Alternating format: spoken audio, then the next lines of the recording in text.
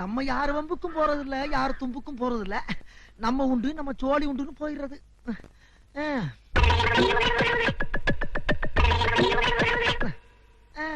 என்ன பொழப்பு. மனுஷன் இன்னைக்கு இருப்பான், நாளைக்கு இருப்பான். நாளை கழிச்சு ஊருக்கு போடாம இருக்கேன். அங்க என் தங்கச்சிக்கு சடங்கு. உனக்குதான் தங்கச்சி இல்லையா? ஏன் போய் சொல்ற?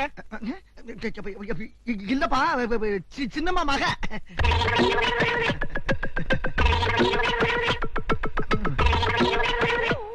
குடு. பீடியே இல்லனே. இல்லாட்டாலும் பரவாயில்ல, சுருட்டா இருந்தாலும் குடுறா.